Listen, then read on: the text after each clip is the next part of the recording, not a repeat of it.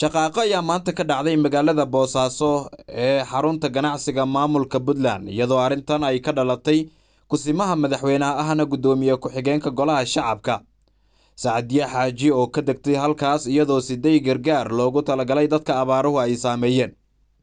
Diyaarad ay la socotay kusimaha madaxweynaha Soomaaliya ahna gudoomiye ku-xigeenka koowaad ee golaha shacabka Sacdiye Yaasiin Xaaji Samatar ayaa maanta laga soo celiyay garoonka magaalada Boosaaso sida ay inoo xaqiijiyeen ilo wareegto lagu kalsoonaan karo. Sida ay warbaahinta ogaadeen, amar ka soo baxay madaxtooyada Puntland ayaa lagu soo celiyay diyaaraddaas oo marka hore ka baxday garoonka diyaaradaha aadan cadde ee magaalada Muqdisho.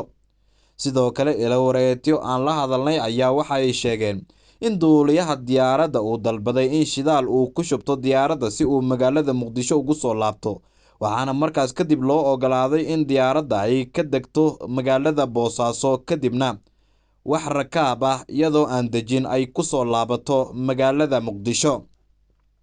Sidoo kale wararka aan helnay ayaa intaasi ku sii daraya in Sacdiye Yaasiin oo haatan dalka ka ah kusime madaxweyne aysan markii hore socdaalkeeda ku wargelin Puntland, taasi oo sababtay in madaxdu ay soo saaraan go'aan xiisad abuuri karay oo ku saabsan in aan loo ogolaan in Puntland ay soo gasho.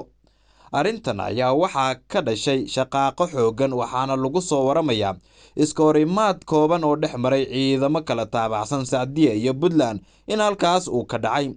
Diyaaradda ayaa siday gargaar bini'aadanimo oo loogu talagalay dadka ay saameeyeen abaaraha waxaana ay ka duushay garoonka aadan cadde iyadoo Puntland xaq u lahayd in gargaarkan la gaarsiiyo. Xaalad kacsanaana ayaa jirtay waxaase wararkii ugu dambeeyay ee halkaas aynu ka helayno faahfaahin dheeraad ah laga helayaa tirada dhimashada iyo dhaawaca.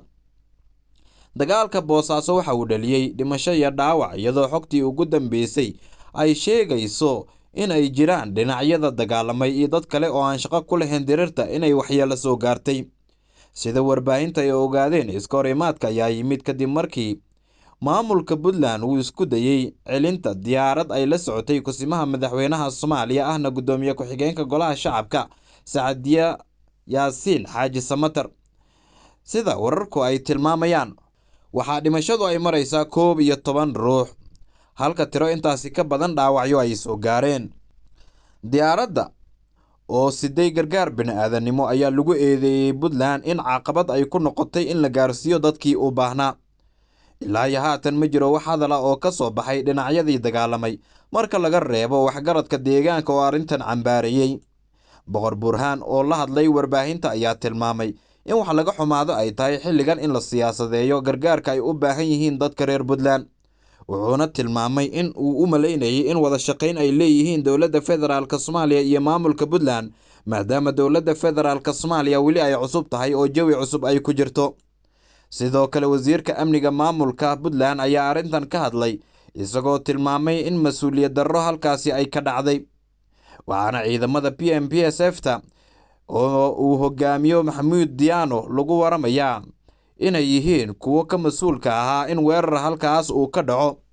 Sidoo kale Sacdiye waxa uu helinaysay wasiirka gargaarka iyo maareynta masiibooyinka dowladda Soomaaliya Marwo Khadiija Maxamed Deeriye iyagoo wejigabax ah ayay ku soo laabteen magaalada caasimadda ah ee Muqdisho.